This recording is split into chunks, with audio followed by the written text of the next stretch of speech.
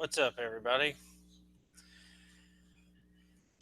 I'm waiting on Zach and Eric to get in here, and anybody else that may want to join, just say so in the chat, and I'll send you the link. This is the pre-hangout to the Cowboys of HVAC hangout that's going to be going on tonight. So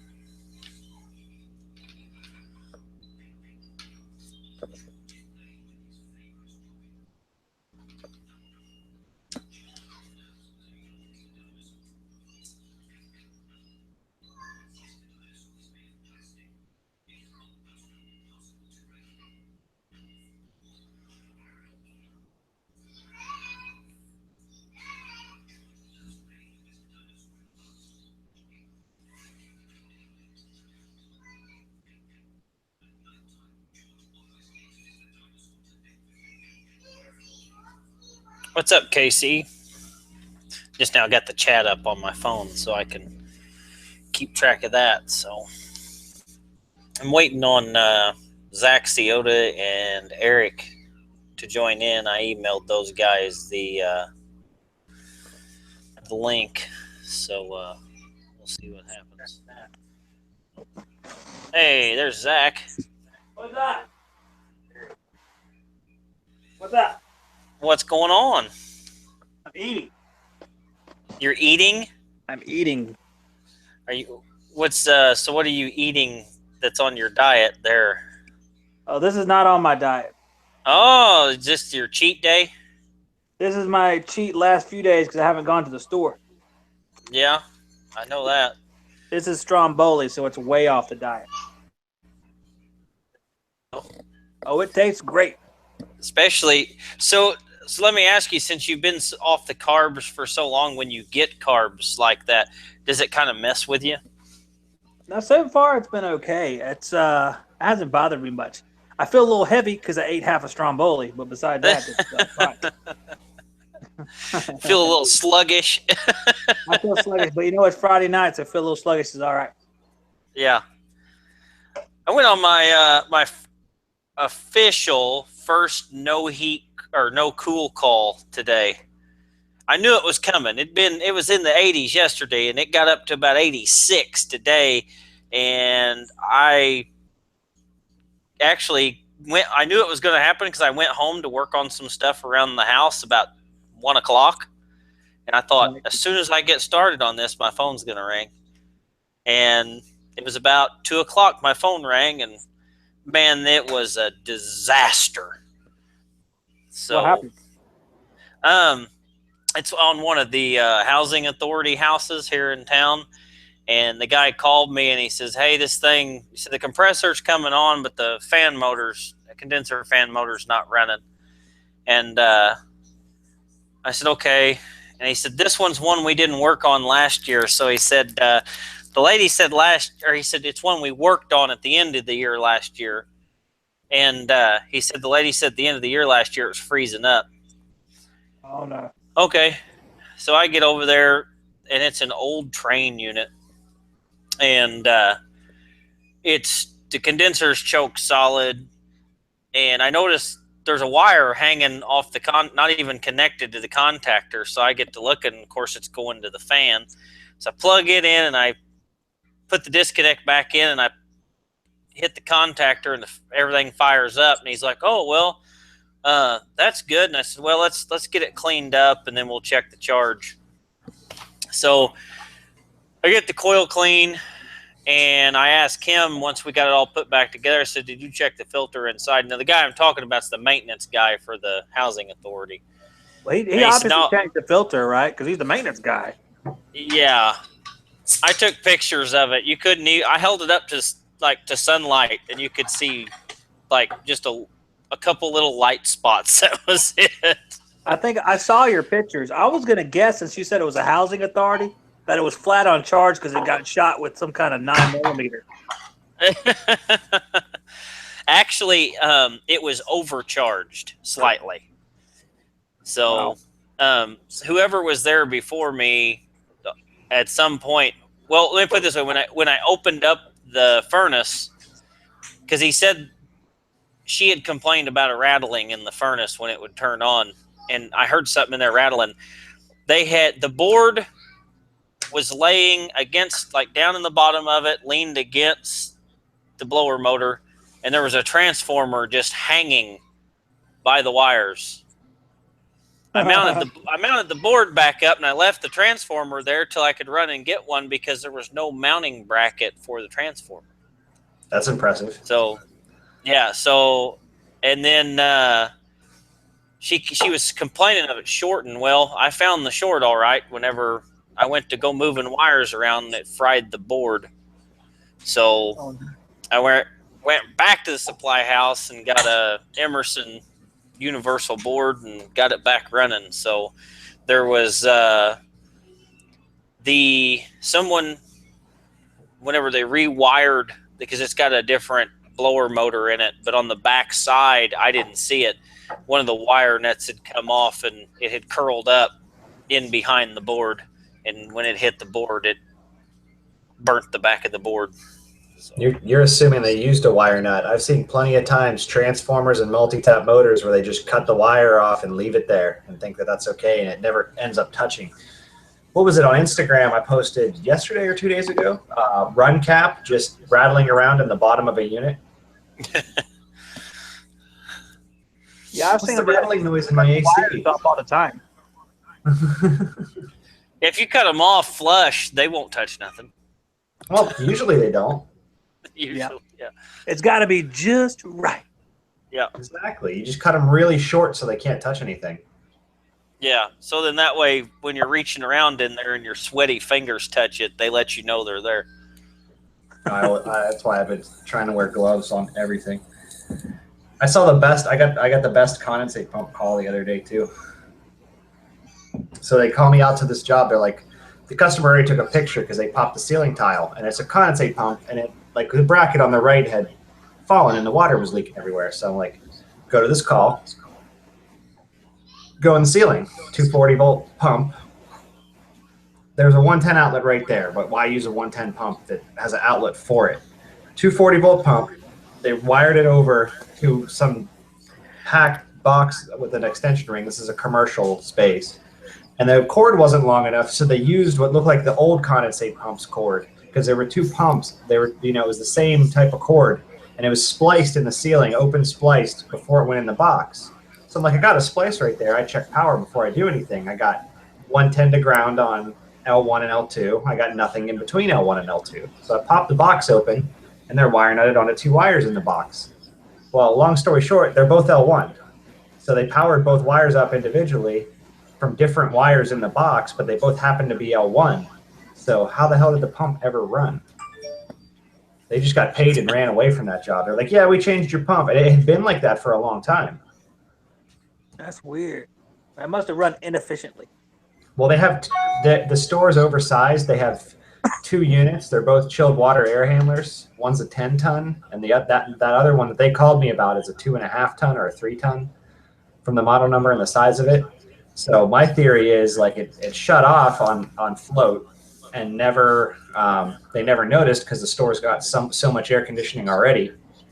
And then it just took years and years for that last little bit of the pump to fill up from having that slightly cold chilled water coil, because the actuator was closed and the fan wasn't running in the unit. So just a little bit of condensation over a long period of time filled that pump up until it overflowed. And then the mounting bracket came off. So was a 3-ton just like they're all serving the same area? Mm-hmm. One big open area. Wow. Yeah, I guess it wouldn't work like that.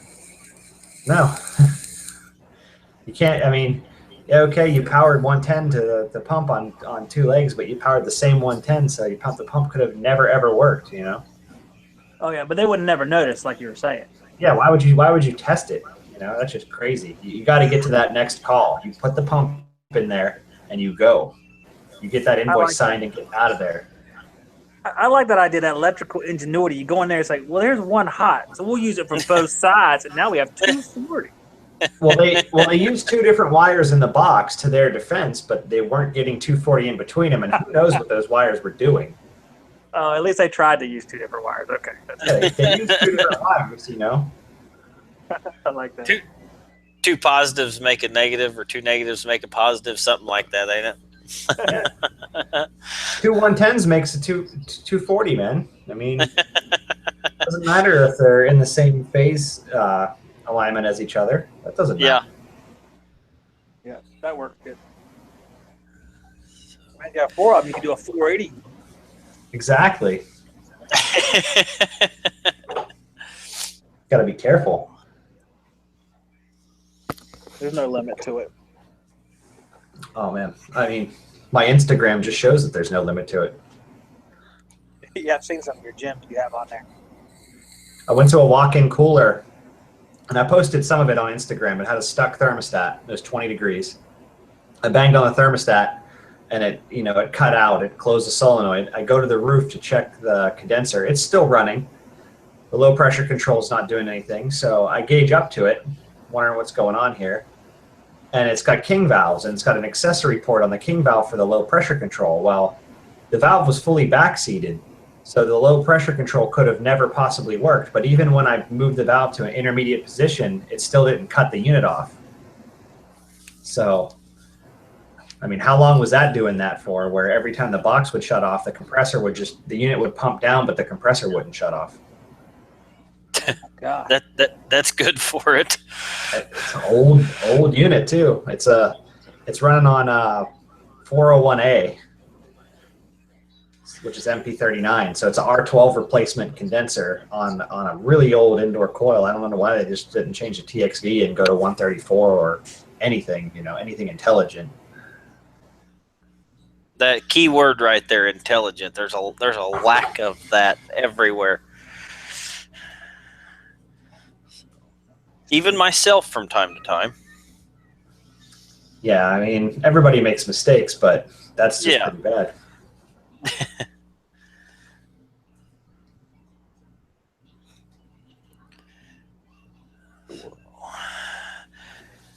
Zach, I was going to ask you, since you're here, do you have let me pull it up so that way I tell you the correct thing.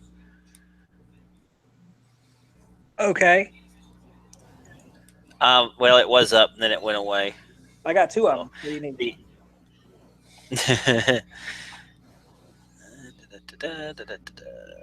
Desktop. New folder. The American Standard S9V2. Do you have any of that literature on working Joes? S9V2. I don't recall having that on there, but model or a serial number? Oh, it's just I have the whole. My supplier gave me a thumb drive. My sales guy did, because there was something else on it. But he's like, hey, he's like, this has got everything for the S series, the new S series furnaces. I mean, it's got stuff on here that's why I don't even. It's pretty in depth, but it's a fairly large file with a lot of PDFs. So I'm going to go ahead and just Google Drive it to you, and then you can sort through it. So it's even got it's got the S series, like their tech videos on it even. So wow. I have access to Train's 360 app, and if you have a model or serial number, I can send you all the literature on a unit, like part numbers, what kind of capacitors it should have, what horsepower motors, how many ounces of oil were shipped in the compressor, all that stuff. Yeah. If you guys don't have that app, you should definitely get it. Yeah, I think I can get that. So it's not an app. I can do it through my dealer login for American Standard. I think I can pull a lot of that stuff off of there. They should have an app because Train has the app, and they're basically the same thing. So right. I think I can do the American Standard stuff through my train app, so you might be able to. Yeah, I'll have get to look into it. into that. I will also look into it. I have to have it, Yep, or I'll die. you will. It's serious, man. It's serious. Yep. I'll take everyone around me. Will you now? That's too dark. Care- That's right. If I don't get this app, I will kill all the people around me. Careful, live? they might think that. Yes, it is. Oh shit! Oops, man. I was going to say, people think you're starting to write your manifesto. Yeah, this is That's the right. Talent 875 Swan song. This is my manifesto. Did they ever catch that guy? There was like 150 cops looking for him in the Midwest there. That guy. I haven't heard. I do not recall. I do not watch the news. I just caught it briefly. There was some crazy guy who apparently broke into a gun. One guy though, he broke into a gun store and stole a whole bunch of guns. It's like, okay, well, after the first two, you can kind of discredit the rest because how many is he really going to carry with him? Right. And Watch the Matrix. if he thinks he's going to get anywhere near the president, that's kind of funny. Well, and I like how when they first said it, they didn't say he robbed a gun store. The first headline I heard was a manhunt for someone who stole powerful weapons, and then they're like, he robbed a gun store, and I'm like, okay, what qualifies as a powerful weapon here? I mean, did you ever see that somebody made that parody news clip and they were talking about that and they're like, what kind of AR-15 was he armed with? And they show a picture of like every kind of nondescript gun. It was just this fake news thing. It was hilarious. I like that. It was like hunting rifles and like, airsoft or like paintball guns and stuff. They're like, what kind of AR-15 did he have? A paintball gun. The water Muskets. pistol. Yeah, they should have been. There might have been a water pistol on the picture. It was just like a picture with like 100 random guns that were like not an AR-15. A slingshot. Slingshot. We're looking for Bart Simpson. I sent Joe Shears in the chat. I sent him an email with the link to hop in here if he wants to. Oh, I'm only in the hangout. I'm not even up on the YouTube. Yeah, I'm only in the hangout too. What are they saying, Chris? What are they saying? Oh, I So see. don't wanna stay too late. You're not. Okay, I'm with you. You're not reading the comments. Yeah, All right. I'm with you. I'm not on the YouTube He page.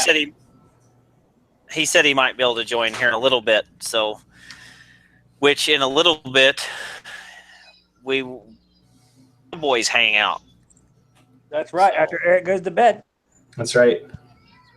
Now I'll probably stay up till like 11 or 12, but I'm on call. I don't want to be wrecked tomorrow. I don't blame Sure, you. I'll get that first thing early morning call. Yep, probably. So now, do you get a call when you're on call? Do they dispatch you, or does it forward straight to the cell phone? How do they do it? He usually dispatches me unless he's unless he goes out of town, then he'll forward it to me, but he'll usually throw me extra money for having the phone forwarded to me, just like as, since I deal with the calls. Right. Zach, Joe Shear says in the chat, tell Zach thanks for the testo. Tell Joe to come on in here and tell me himself. He said he probably would here in a little while. So Okay. he must be doing something. I ordered my Z Connect 2.0 from True Tech Tools. You ordered what? I ordered the Z Connect 2.0. You don't even know about it. They came out with it without your knowledge. Those sons of bitches. What are you talking about? Yeah, man. You'll have to see. It's gonna be here. They said it's out of stock, but they should have it Tuesday and ship it to me, man. Well, we're interviewing Bill Spahn, so I'll ask him. Are you doing that this weekend? No, we're going to interview Larry Cole this weekend. Oh, that's right. Hopefully we'll do I'm Bill actually- Spahn next week. my sales rep said that the tech guy for Bosch is pretty cool, so I'm gonna hit him up about maybe seeing if he'll do a hangouts with me and Curtis on our podcast.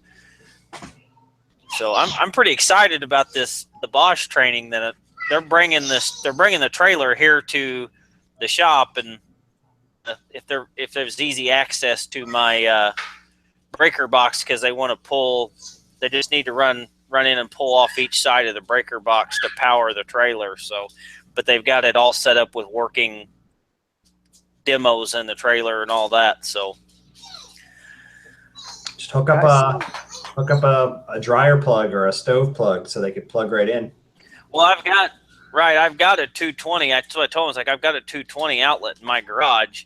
I said, if you can find out if he's got a plug to hook to, then we'll do that. Or if we need to, adapt to it or something, we can.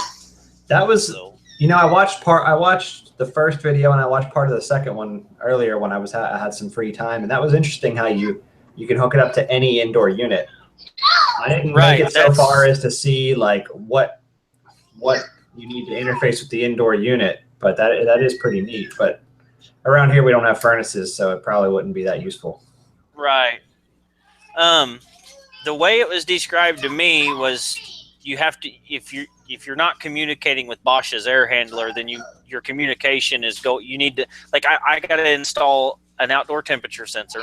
So I'm using a Honeywell wired outdoor temperature sensor, and that's going to be my cutoff through my Honeywell 8000 thermostat to kick in the furnace whatever I set that at. Okay.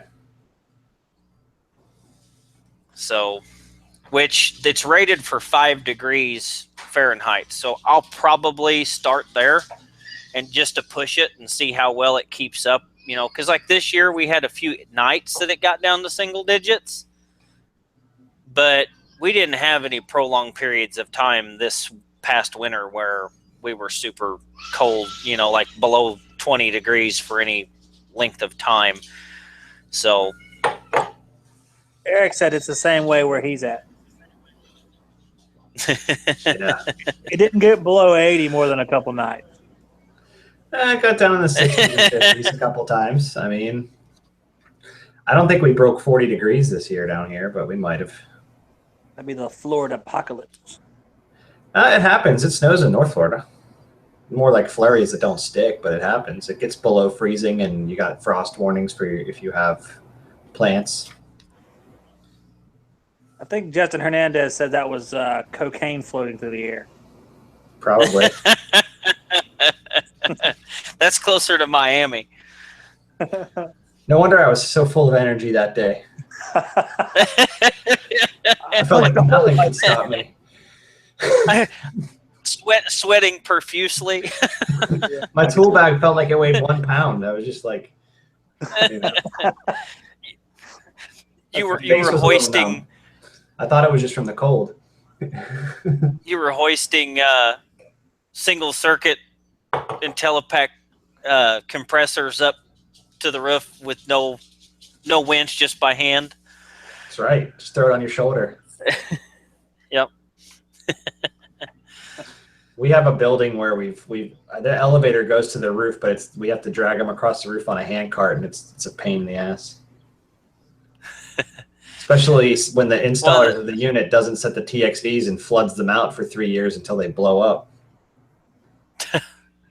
I still got the one in my shop. I got to take it apart. It's got a piece that came out from the inside of the scroll that looks like a piece of like wire, like hard steel wire, like wrapped around it, like perfectly straight, curving around it. I got to take it apart yet. Years ago, when I was apprentice, we were, those big deck carts that's got the big like inflated, pneumatic tires. That's what we used to use on roofs to carry stuff across. And I remember one time the tires were all flat. And I was an apprentice. I didn't, I was like, oh man, what are we going to do? And the guy I was with, the service tech, he's like, I can tell you what we're going to do. And he reached over and grabbed a green jug and filled them tires up. Yeah, I've seen people do that. I've seen them do it for one of those off-road forklifts to get the equipment set on the roof. They're like, oh, the tire's flat on it. We can't do it. Well, we'll get it working for a few minutes. 30-pound drum in the tire, freaking outgassing out a big gash in the tire. Got the job done. Yeah. A couple polar bears are dead now, but you know. Things are short.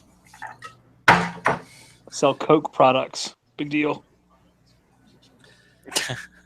It's like, I think Joe Shearer sent me the link for this YouTube thing, and it was a guy from the 90s doing like a seminar, and he was talking about how R22 is like $1 a pound. You know, you use it to flush the line set.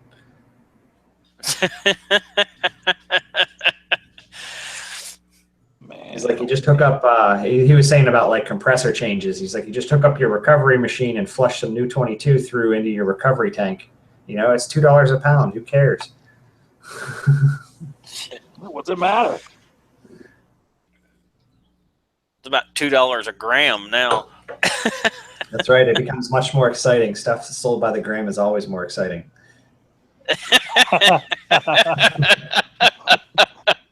Stuff Florida. Or it makes things seem much more exciting.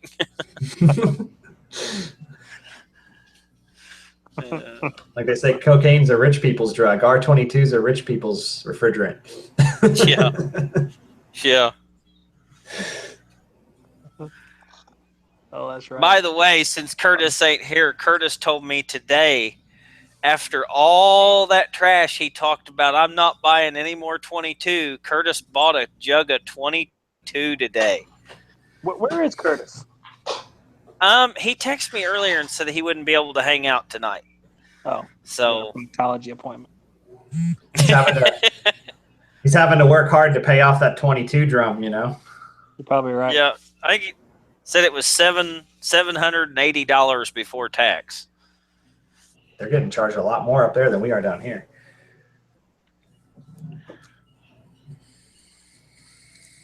How much was it? Jeez. $785 before tax is what he said. I got 50 pounds in a recovery cylinder in my shed. I'm rich. That's my retirement plan. We're getting $9.25 a pound turn in on it here. Shazam. Shazam. That's a lot. Just buy 407C and tell them it's R22 and just return it in recovery cylinders. Yeah, it's 22.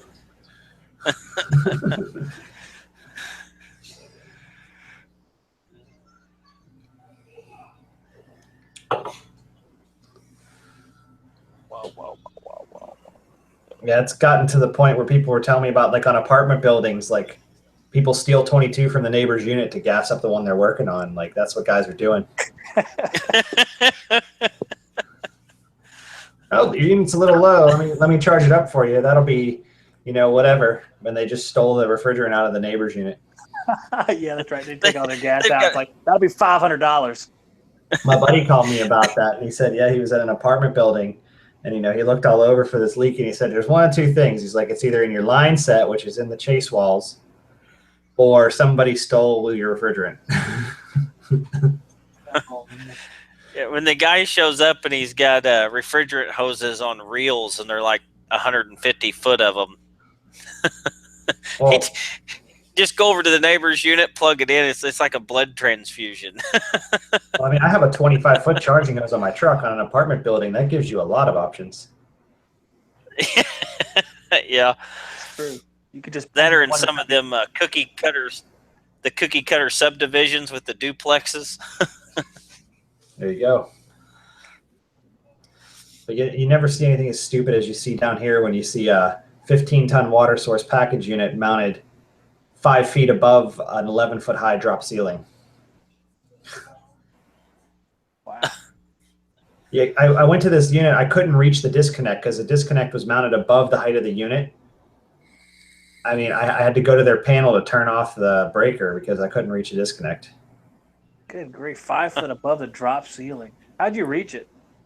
Had to get a 12-foot ladder. Had to get a 8-foot ladder to pop the ceiling tile and a 12-foot ladder to get up to the unit. And still, it's like sketchy, and you can barely reach it. And it was, of course, it's over a commercial kitchen where they have to shut down the whole thing. because I went there Nice. and I checked it and I found it was low, and I'm like, well, do you want me to leak search it now, or do you want me to come back later? And I had to come back with another guy to leak search it, and a 12-foot ladder we had to drag in there through around all these corners. Charged him like $225 to find the leak, and the guy like flipped out. Oh, $225? You didn't do anything? No, we didn't do nothing, man. We got like 3 hours labor in on this. It's like cheap, really. It's like not break-even price to hopefully get the job of repairing it, which we didn't get because we were too expensive. Man, and I was thinking, man, I thought y'all were gonna be more expensive. And he didn't want to pay the bill. I don't think he paid that bill for finding the leak. And then he found, like, I talked to the property manager. Well, he's not the manager, but he works in the building. And he said that the guy went with another AC company who said they could fix it, and they've been there like 5 times and can't fix it. No crap. It's leaking on the evaporator U-bend. Oh, my God. What a pain in the ass. Not only is it leaking on the U-bend, it's leaking on the one that's basically in the water in the drain pan. So he quoted a coil, and he thought we were insane with our price. It's like, what do you think? What do you think it's gonna take to work on this thing? Do you know what's up in the ceiling? That is crazy. So are these the guys that own the place, or are they like sharing 50-50 with the landlord? Well, the tenants down here are completely responsible for taking care of the air conditioning. Okay. In a commercial space, like completely responsible. If it breaks, you fix it. They usually down here they do that, but sometimes they share cost, or they have a certain like deductible like amount they have to get to. Down here they just say it's your problem because people don't take care of it. Well, here's why: people don't take care of the equipment. So if the landlord said it's going to be my problem, you never change the filter in it, never take care of it. Well, the same thing basically happens, but it ultimately becomes the tenant's problem, and the units never get replaced ever. Doesn't matter how old they are. Nope, keep it running. Nope, Band-Aid it. Nope, keep it going. I'm just a tenant. I'm just a tenant. Oh, there's a pop in the U-bend on the coil. Patch it. We're not buying a new coil. We're just a tenant. That's right. And it just keeps going on, and then it blows another hole in the coil. That's about right. Whatever makes it to the end of the lease. My buddy, the last company I work for, and I know the account. It's a jewelry store. I think I had a video on the equipment one time, a long time ago, a YouTube video on the carrier unit leaking, and it was like a Gemini, and there was a little 4-ton split next to it, or some kind of little split, and my buddy goes there because they called and said it's hot in an area. He goes to the roof, and the lines are cut free on the condenser, but it's still sitting there. Somebody cut open the refrigerant lines. Like, I don't know what somebody thought they were doing. Another AC company for another tenant was up on the roof, and the lines were just cut on that condenser. They thought it was the one they were changing out. Yeah, that's what I told my buddy. I said, that must have been a big surprise, because I bet that's what happened. They said, well, we got the condenser all pumped down. I got it cut free up here. Go ahead and cut that line downstairs. It's going out everywhere, man. Damn it. Then they're like, oh, crap. Don't tell anybody anything. Let's just go find the right condenser now. Oops. I'm getting lightheaded. Yeah. That's pretty funny. Big mistake, pal. The funny thing is he was the third tech from the company I used to work for to go on the call. The first tech said it was a bad duct detector. The second tech, what did he say? Oh, I forget what he said. But it still wasn't working after that. And he's like, I went to the job, and he's like, there's the fan's running, but there's no cold air coming out of the ductwork. So I pop a ceiling tile, and I see a little air handler there. So I go to the roof, and I find that condenser. But it's funny. What did the second tech say? Because the second tech said something ridiculous about what it was. I can't remember. The first one said it was a duct detector? Yeah. It was just completely shoot from the hip and bullshit the customer. There was no truth to any of it. Okay, I was going to say, if it's a duct detector, nothing would work. They didn't know. They thought that they only had the one system. Oh, okay.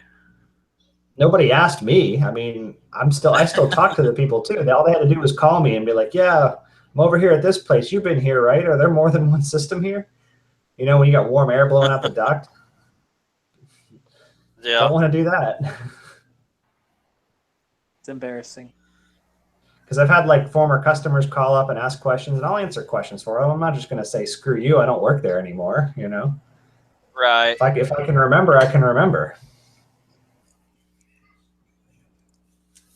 But I think people just they don't want to ask me a question because I don't work there anymore. They want to act like, oh well, we didn't need you anyway. But then sometimes they'll get really stuck and they'll be like, what's going on with this thing?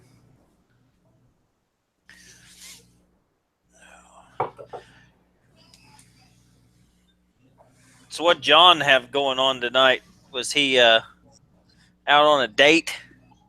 No, he wasn't doing anything. So after I did that little video earlier, he asked if I wanted to do something as far as interview or podcast wise, and we didn't have anything lined up that we could do. So I said, let's have a hangout. Because at the moment when I did that, I said, well, Great House, I think was going to have a hangout. But then I text you, but you had actually texted me back, but it didn't come through till after I started ours on YouTube. It popped in, it's like, damn it. I said, all right, well, now we have 2 hangouts. That's all right. I hadn't even scheduled one yet. Whenever you guys were texting me, I just got the girls out of the shower and I was getting ready to take a shower, and it's can get pretty hectic. Get pretty hectic around here with these toddlers, I tell you. Yeah, it seems like right now right now it's really quiet and I'm starting to get nervous. Well, they're trying to put out the fire.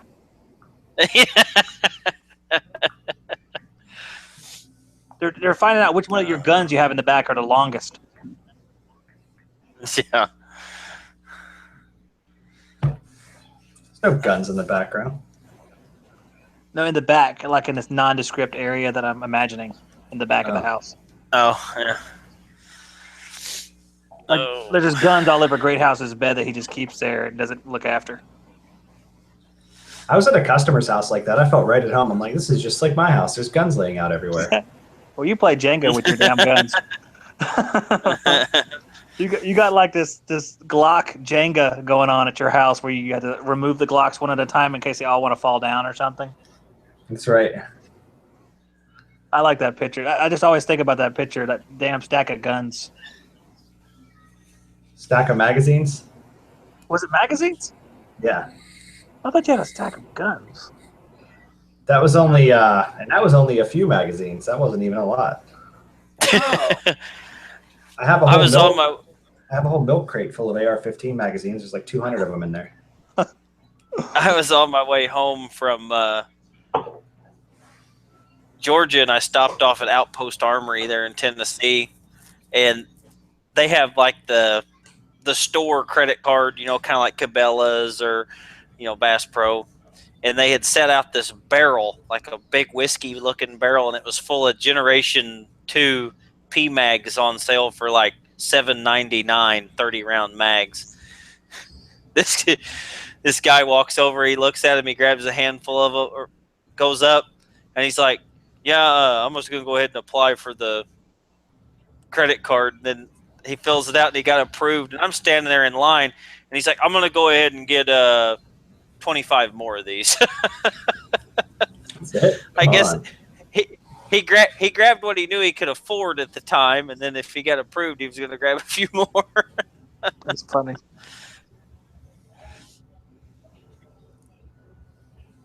Oh, thanks for the email there, Great House. I am paying attention to the chat. Who's bitching? One of the Justins, and then Michael just chimed in there too. Said nobody's paying attention. Oh, okay. I see. He asked how old my kids are. My daughters are 3 and 4, and my other daughter is 5, going to be 6. So, but she's not here this weekend. So,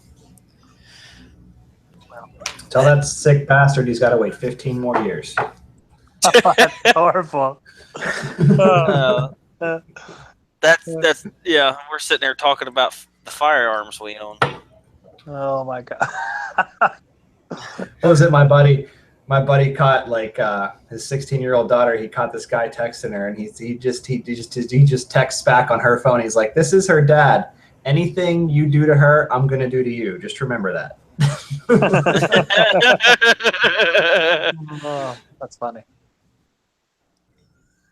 I had a buddy of mine caught his daughter was sending pictures to a boyfriend, and the dad took her phone, and she'd actually lost her phone because of her grades, and he was looking through it and seen these pictures, and then he seen the pictures that dude was sending. So he said he thought about it for a while. So he took a picture of his sack, and he sent it to the dude. And he was like, I think I got just. He said something about his eyelids swollen. He said, "Did my eyelids look swollen to you?" The part they got to watch though is he could get in a lot of trouble for that. If you're sending pictures of yourself to a minor, it doesn't matter the context. So although that's funny, that was part of the problem. The dude was like 19 or 20, and his daughter was like good. 16 then. Or 17. Right. Thumbs up, man. that was part of the issue. All right. Well, at least he was smart about it, because if you would have sent that and the kid was like 17. Yeah, that could have been a big problem. Yeah. Even if it was meant not to be in that context, it still could have been It doesn't matter. But all right, yeah, that's funny. It's officially funny now. Well, it would have been funny to me either way. I don't care. I'm just saying for his sake. I'm not the one that's going to be a sex offender. I get to watch from a safe distance. All right, Great House. I'm going to disappear, but I'll be back here at 10 o'clock. Or back somewhere else at 10 o'clock. Yep. I'll let you know so you can keep yours rolling. I'll give you a text before I start up. All right. All right, dude. See you later. See ya. See? Say hi. Say hi to everybody. Hi, everybody. Hi. Just me. Eric just said hi to you. Oh, you want? Oh, I'm gonna have one on each knee now. This is Doc McStuffins. So. All right, you guys go finish watching your cartoons, okay? I'm gonna pop out the YouTube chat now, I guess. All right. I'll be considerate to people. All right, go on, girls. So I guess I'm gonna have to do the York Tent Master training next month, because it's not gonna work out to go this month. That was the one you were telling me about, where you're gonna be the. Yeah, to be certified to do startup, warranty diagnostics, and commissioning. So I am going to do it. I mean, shoot, they're paying for it. You know, the supplier is, you know, or they're waiving it, the fee. So yeah, I figure why not? It's just I lost a guy, and I've got another guy that's going to be starting on Monday. We actually went through apprenticeship. He was 2 years ahead of me when I was going through my apprenticeship. And he did this kind of the same thing I did when work got real slow there for a while. He kept his card up, but at first, and he went back to welding, and then he's been out of the trade now for a couple of years and got laid off from welding. And our coordinator seen him at a job fair and was talking to him and called me and said, "Hey, you might give Bob a call. You know, he's looking for work." And so he doesn't know anything about service. Uh-oh. He's like, he's got his refrigerant card because we all had to do that our third year in apprenticeship classes. But, you know, like a lot of guys, learned enough to pass the test and then never touched it again after that. So a lot of people just want to maintain the status quo, man. That's the problem.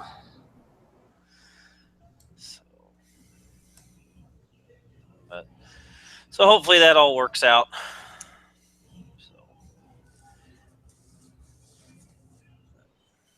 So what? Your main tech left? He actually quit. Yeah, the podcast I done with Zach and John, there's as them as a special guest. I basically told everybody what had transpired and what was going on, and he watched the podcast. Which, long story short, I was having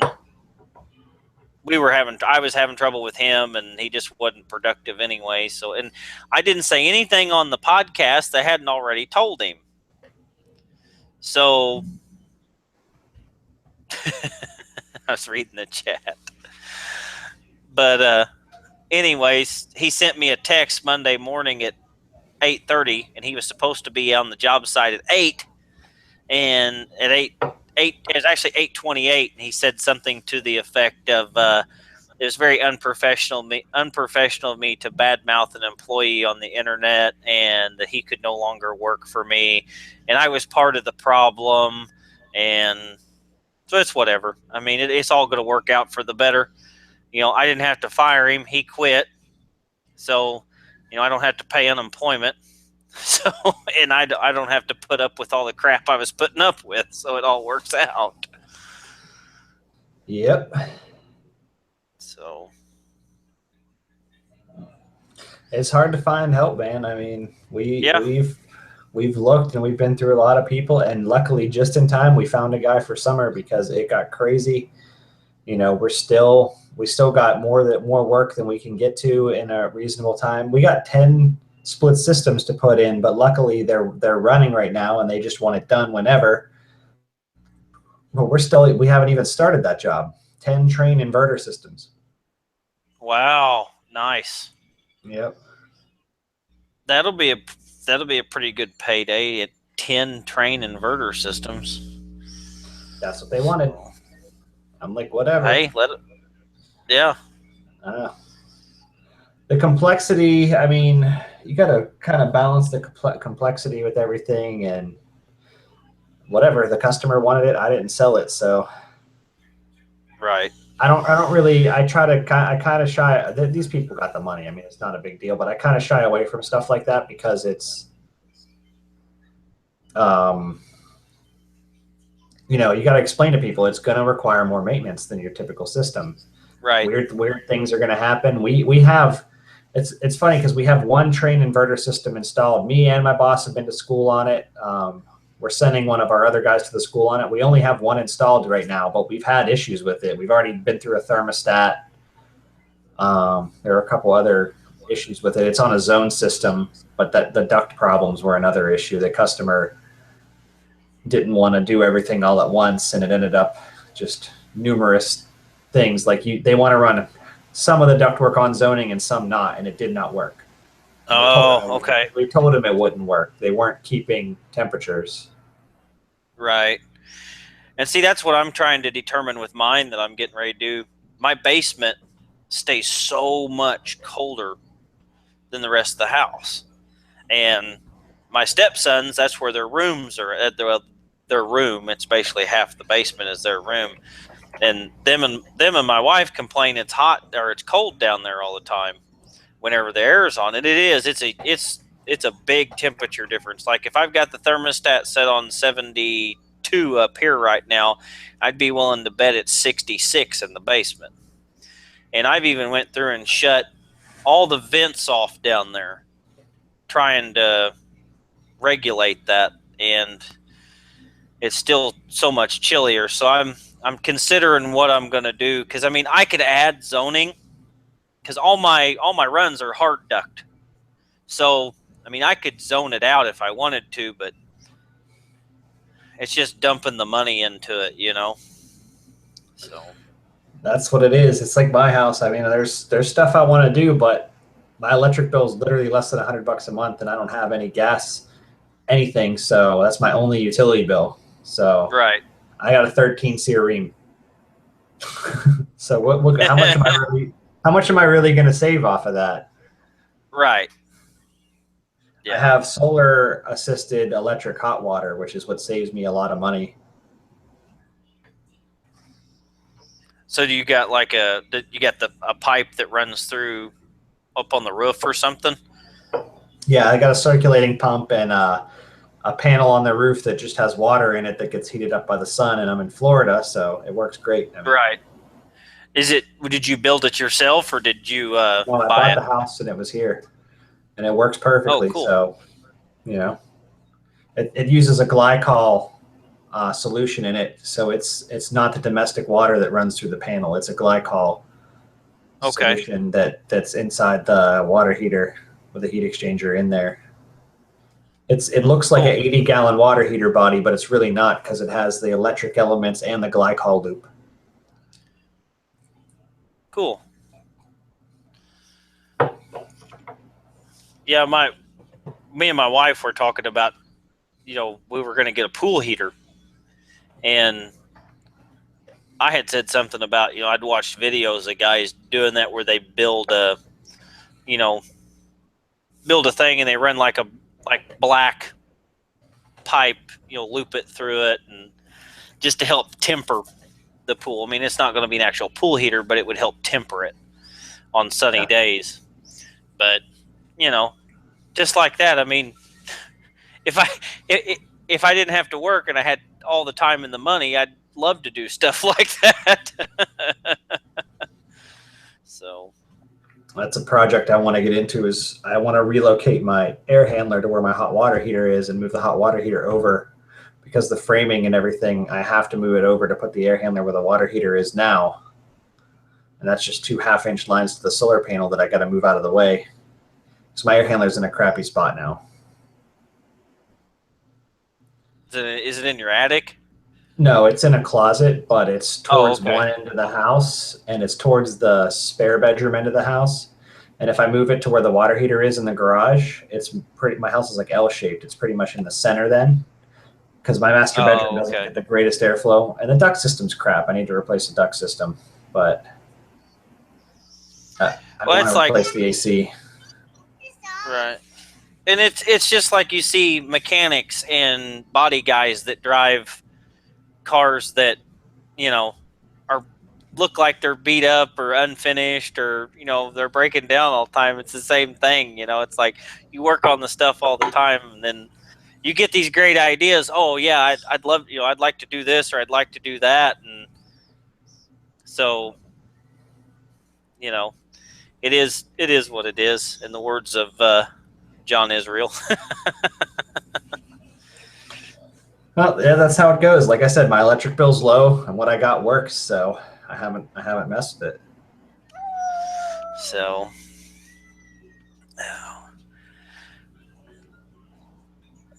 I'm kind of looking at. I was looking at a train inverter system for my house, but what I've actually looked at more now is a Mitsubishi inverter system. yeah, they're the one that you can add one wall mount and then do the air handler too.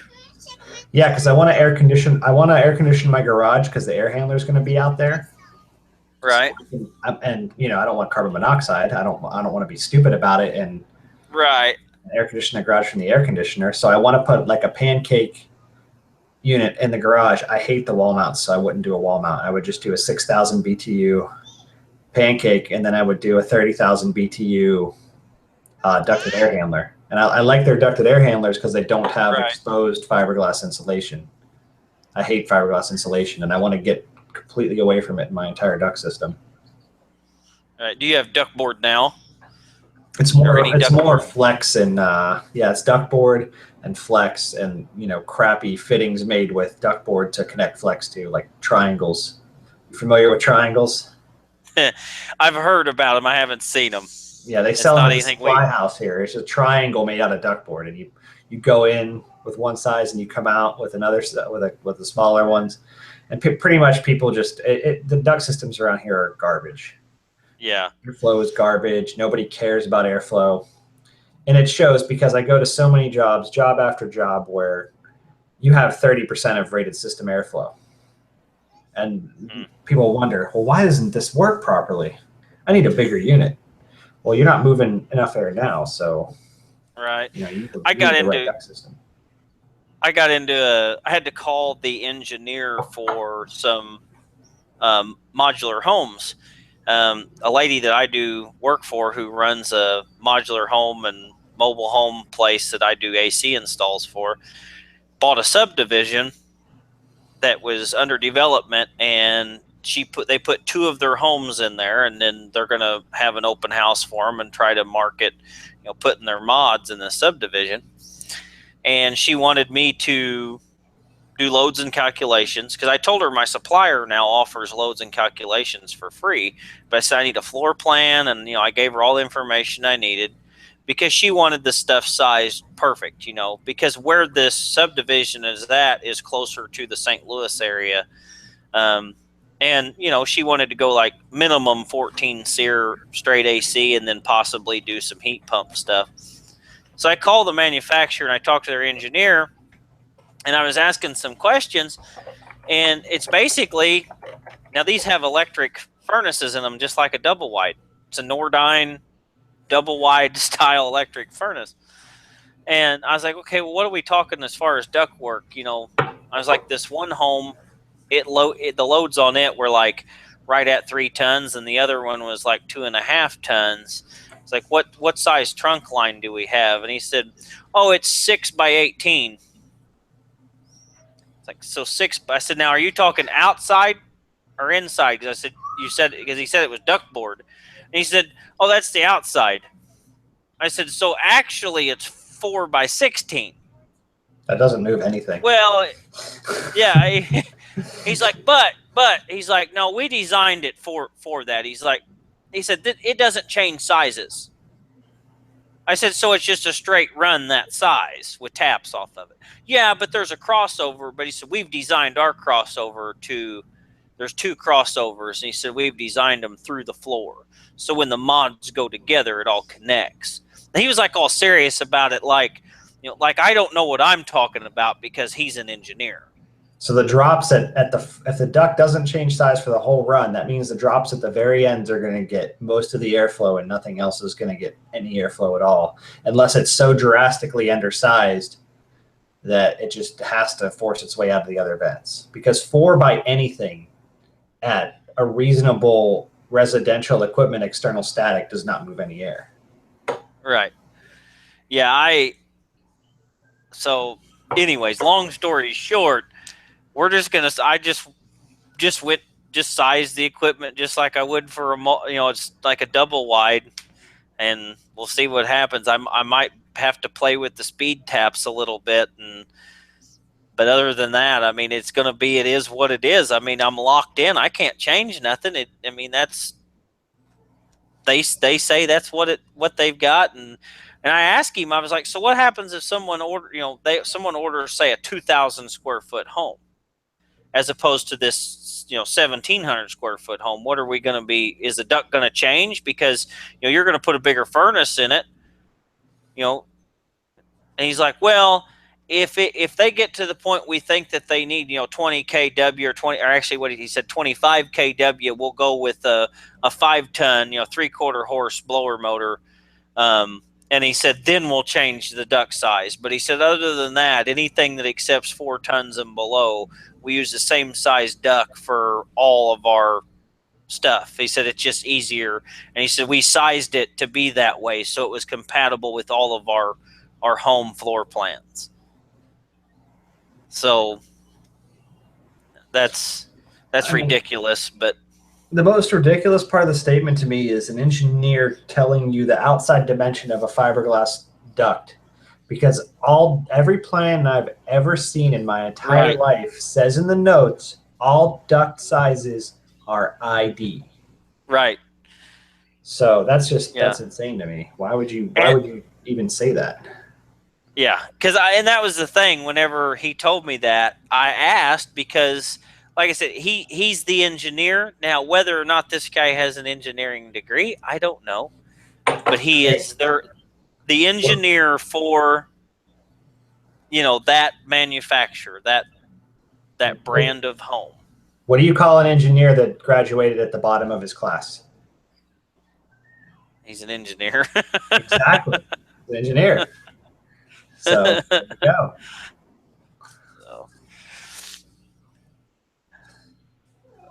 Yeah, we had when I first took my apprenticeship test to get into the program, there was 2 guys there that had just graduated with engineering degrees, and they blew through the the math and all that part of it, but they struggled on the practical, and they got all the extra points to put them high on the list for the schooling and all that, and one of them ended up started in the program, but he didn't make it through his probationary period through the contractor that he got hired with. So, and I'm not knocking engineers. I'm sure there's a lot of engineers out there that are really good at their job. They know how to use tools. They think ahead. But it's been my experience with a lot of engineers that I personally believe in order for you to get that, to say you're an engineer, you should have at least 5 years in some sort of trade or something. That way you have a working knowledge of what it's like to try and work on something. That's just my opinion. So, because you can't. I don't think it's not the best idea, in my opinion, for someone to just sit and do math equations and lay stuff out on paper and and not have any idea what it's like to be in the field doing it.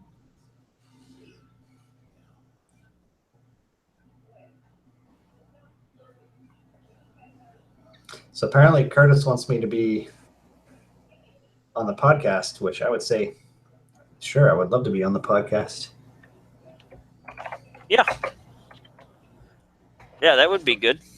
Yeah, because you've got your commercial experiences. That would be a good one. I still get my hands in Joe everything. Shear. What do you call an HVAC contractor that barely passed? He's still an HVAC contractor. It goes with anything. Yep. Oh. Well, it's 9:07. That means it's what, 10 o'clock where you're at? Yeah. Still haven't got that invite though, so I haven't either. So maybe they're busy watching us.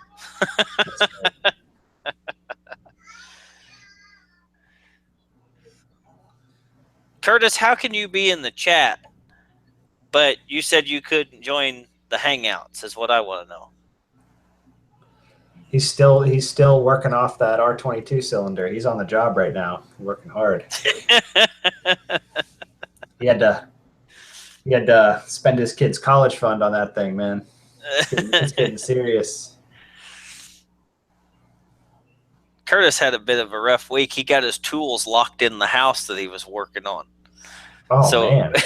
He got locked out of the job he was on, and his tools were in there. Oh, man. I'll let him tell the rest of that story later.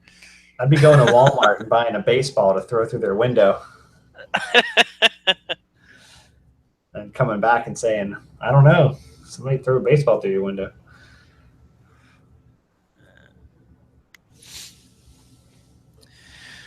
Well, man, I think I'm going to hop off here so that way I've got a few minutes to take care of some stuff and check on these kiddos and before I jump in the other one. So you going to jump in there when they invite you? I was hoping to, but I don't know. I want to make this transition smooth. I don't know what he's doing.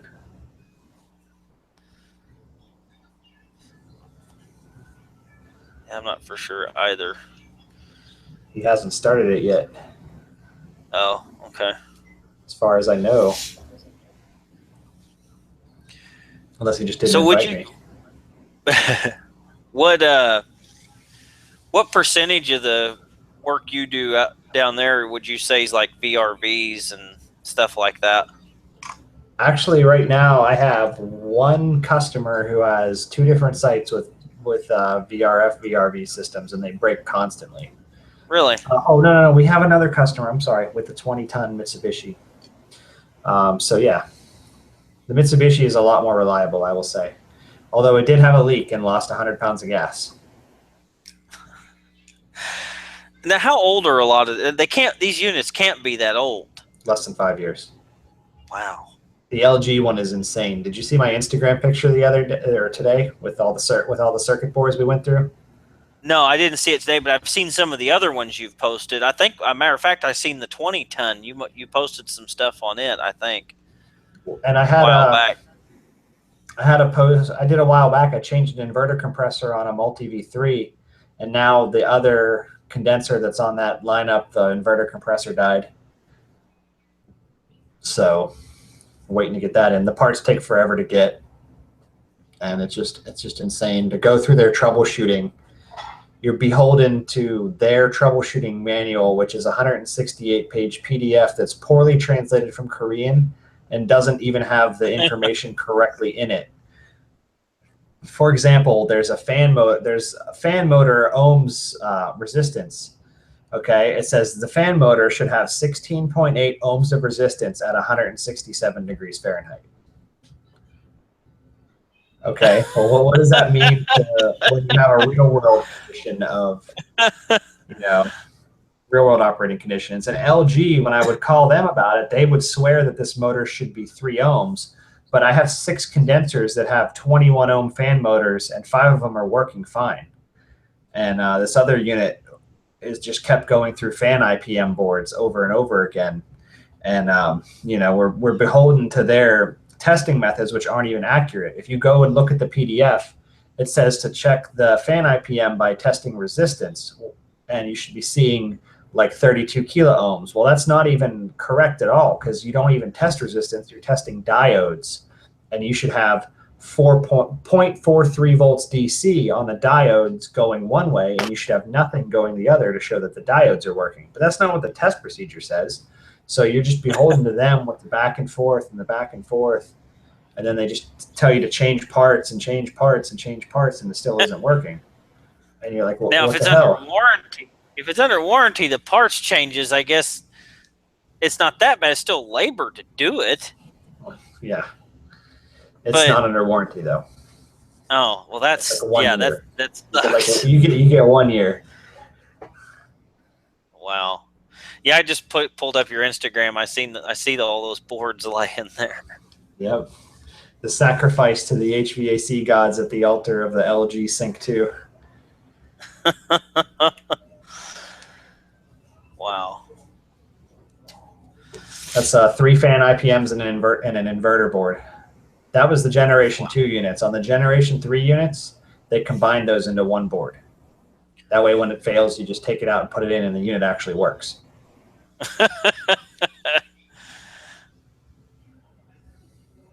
But yeah, you're beholden to them to do what they tell you to do and troubleshoot how they tell you to troubleshoot it, because they have all the information on how the boards are supposed to work and what you can test with the power on and what you can test with the power off.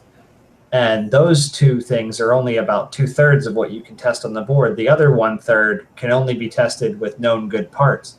So what are you supposed to do? Right. And that's why on the Gen 3 they just combined. Yeah, I noticed on some of your videos now. Are you using a program that's on a laptop to get in and actually see everything functioning? You can't touch those units without a laptop and the right software. There's nothing you can do. You can't charge the unit. You can't tell if it's charged properly. There's nothing you can do without a laptop. The guys try. We took over from a contractor that was charging at the individual air handlers until they saw pressures they liked or thought they did. And wow. No clue what they were doing. So did you guys have to just pump it all down and then start fresh? No, because it leaks so much. That 1,200 pounds of gas in a year and a half between 6 condensers and 37 air handlers. Wow. You get an evap leak, you lose about 150 pounds of gas before the customer notices. They call you, say it's not working. You walk through the house with a leak detector until it's going off.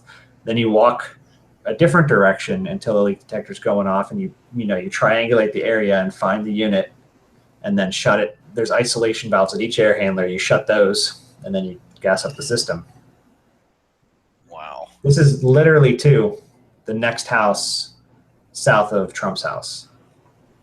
You can see Mar-a-Lago from this property. There's like the racket and tennis club in between, but this is the next legitimate residence south of there. Huh. Wow. So I've been through the Secret Service. I've had the Secret Service search my truck once, and I've had the police search my truck once. And like every time there's different rules for how to approach it. Like there's a bridge right there at Trump's house, but I can't cross it. I have to go to the next one that's like 4 miles south and then come all the way back up the road to not drive by Mar-a-Lago to go to this when he's in town. Huh. It's kind of annoying, but that's all I did today because he was in town today and I was there today. So I had to drive all the way south, go to this house, then drive about 7 miles south to another house where they called me because of what ended up not being an AC problem. There was a water leak and it wasn't due to the AC. And then I had to go north of there on Palm Beach Island. So I had to get cross the intercoastal and go back north and then cross back over after his house. Huh. Made a half-hour commute take an hour. But that's how it goes, you know. Yep. Well, maybe you'll get to go work on his equipment then. No, we won't get to work on his equipment. They got that. Whoever's got that account, they're not going to want to let that go. They're probably working there for free. Yeah. I know who's got the account. I'm not going to mention their name because they actually kind of suck. They're a pretty bad company. They're known for, well, the quality's gone way downhill, and but I'm sure they send their top guys over there. They're a pretty big outfit around here. How many guys work for the company you work for? We have 4 guys in the field right now as far as guys just doing the work. The owner, he's brought his father on as like a salesman because we got so much work going on. And, he's thinking about hiring somebody for the office, and it just keeps growing. I mean, we're just crazy busy all the time. That's good. Yep, it's a good thing. So, yeah, I'm excited to see what this year is going to hold for me because, last year was way more than what I expected. So it'll be interesting. It'll be interesting to see what happens. So.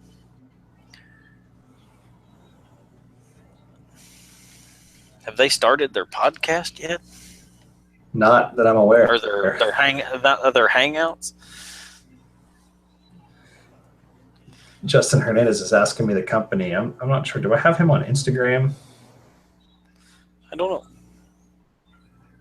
I need to get back in the chat. I dropped out to look at your Instagram.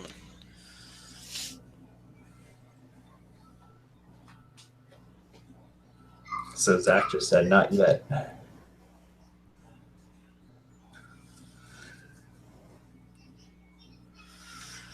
Oh.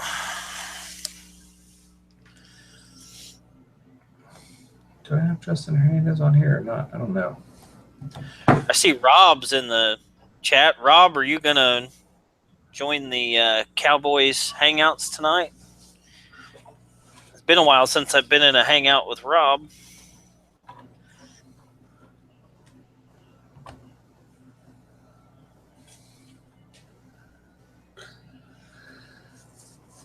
Justin Hernandez has no Instagram. I see that. That's unfortunate. Instagram's the future, man. That's where this is going. That's the reason I haven't posted YouTube videos. It's just too easy to do it on Instagram. Yeah. I was on Instagram. Video. Right.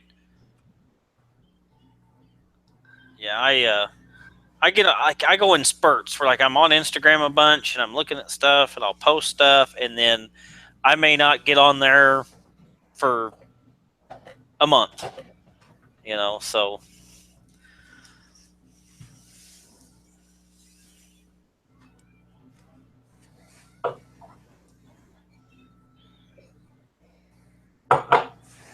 Let's prank call David Jones live on Hangout. Do that, Joe. You need to take your phone out by your condenser and be like, does my carburetor sound okay to you? I watched your YouTubes. I think my carburetor needs cleaned.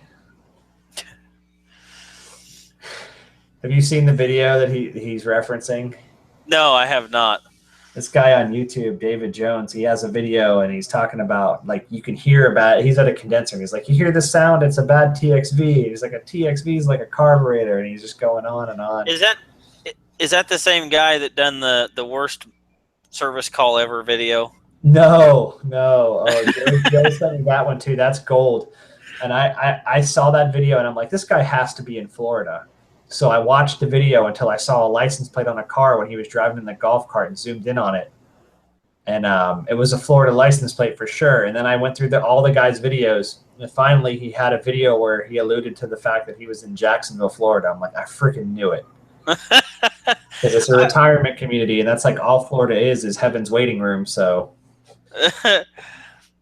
whenever he's in that, it's like a 60-ton Aeon unit, isn't it? Whenever he's explaining the friend. He's got no business being anywhere near that unit. It's like a 60-ton heat pump rooftop unit, and he's trying to explain the refrigerant cycle.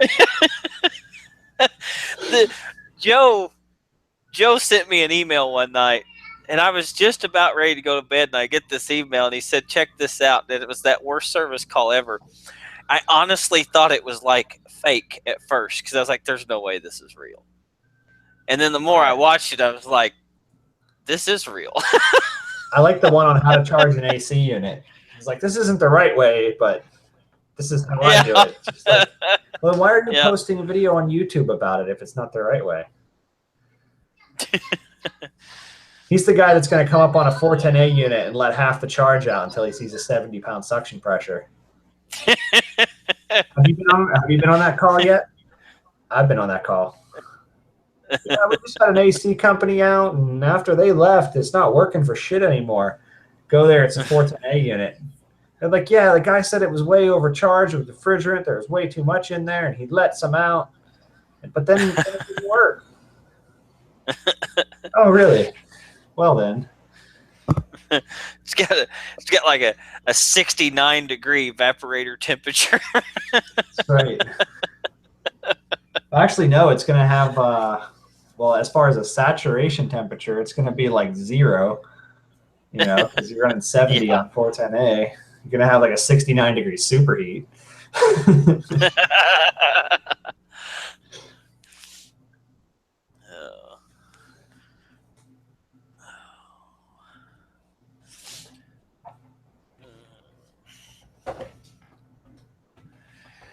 So since you're on call, so are you on call tomorrow or are you working tomorrow? Well, I guess kind of the same thing, but it all depends, but I'll probably get called out. Whenever I'm on call, I get slammed with the on call. Last year I had a week where I had 26 OT when I was on call. So does that mean Sunday will be range day then? I'm on call Sunday. But Sunday's double. So it's all weekend. Yeah. Sunday's double time though, so there's that. Yeah, that's true. That means next weekend's range day. Yeah, next weekend's range day. I need to get out and shoot again.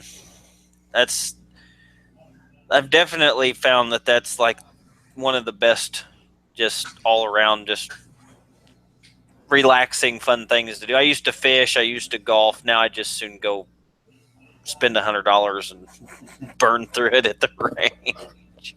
Yeah, I got 20 cans of 410A that I need to shoot.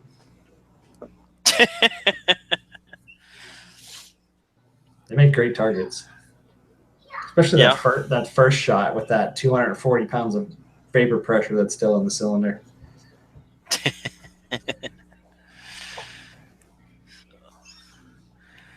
Man, I had a blast on that hog hunt. That was awesome. Using that night vision. When we sighted it in, we shot it after dark that night, but I didn't realize how much fun it was going to be. It makes me wish that I lived closer so I could go more often. Yeah, I need to get my night vision set up the way I want it. So, I got my rifle set up. I just need to get the night vision. right. Now, are you going to use like drop down through some sort of optic, or are you going to go with Yeah, standalone? I want to get the head mounted, and I want to get an IR aiming device. Right. Yeah, that would be the way to do it, as far as, because that's one thing I found out using that scope was it was very target, like after the first shot and they scatter, target acquisition after that's really hard. Yeah, Whereas if you had a broader view where you could see, you didn't have to look through the optic, is what I'm getting at. It would make target acquisition a little quicker. So, yeah. There's this but guy on Instagram. His name is Jason D. Jeter, Jeter. He's really serious about hog hunting, and that's all he's using is binocular night vision with a laser aiming device. He doesn't use anything else. I mean, they go out, they hunt from helicopters and everything else. I don't know that'd what be this guy awesome. does for a living, but I mean, to have that kind of money, you should see this I stuff. was gonna,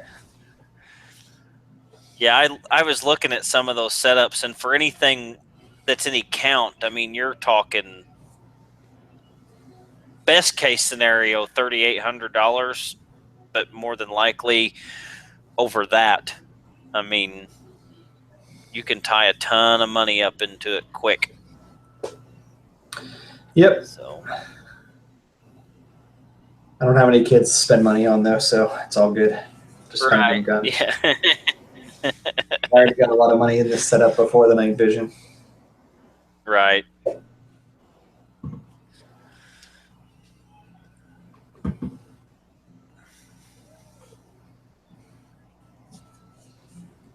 I actually have the IR illuminator flashlight. It converts between white light and IR, so I got that already. I just need to get a laser and night vision. The really expensive stuff. I got the cheapest part of it. Yeah.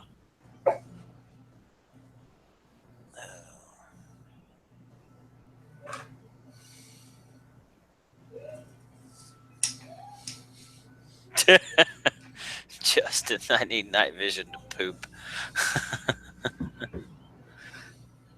It's helpful, Yeah.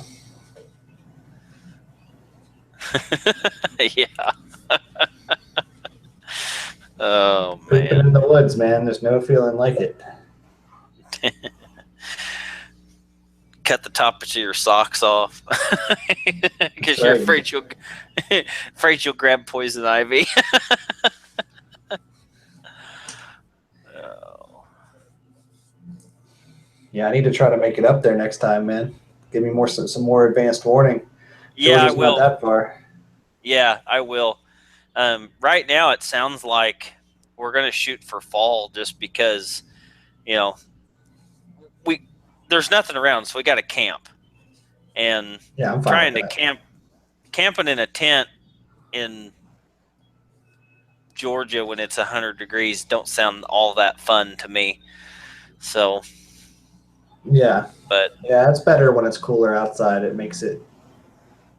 yeah, and then it makes it easier too, because then if because like I said, the only hogs we shot while we were there was 3 of us hunting, and I shot 2 hogs. So, and it was after dark, of course, and at least at night it was getting down in like the 40s, 50s. But I mean, summertime, you've got to do something with your, with your meat so fast, you know. So that's what we talked about. I think in the fall I'm going to go back, and I'll let you know when we go. So.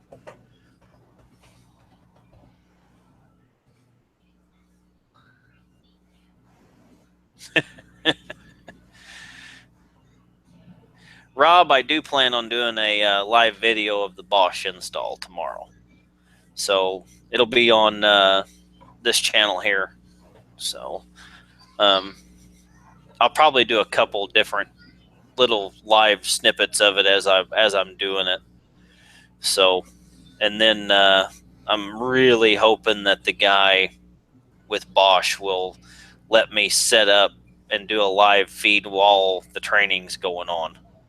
Because they said this training, he said, it's not going to take that long. He said, a couple hours in the trailer, and then since we're going to be right here, he said we'll go ahead and go through some stuff on my unit too. So,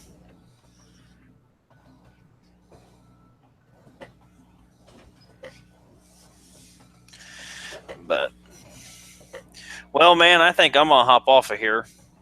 So, and then if they ever start that, I'll hop in with them later. But things have been quiet for about 15 minutes. I'm gonna go see if I see or smell smoke. So, what are they doing there? I don't know. That's what I'm concerned about. It's too quiet. Yep. So, well, hey, man, it was good hanging out with you.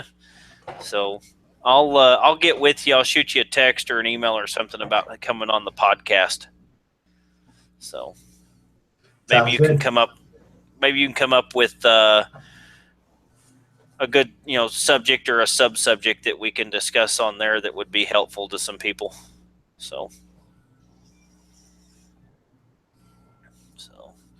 all right, everybody. Thanks for hanging out in the chat. And what's this? Chris, my grandson, just gave me a M1 Grand. Nice. I'd say you got a pretty awesome grandson. So, but all right, guys. We'll see y'all over on the Cowboys of HVAC hangout later if they ever start it. See you, Michael. All right. All right. See you, Eric. See you later. Bye.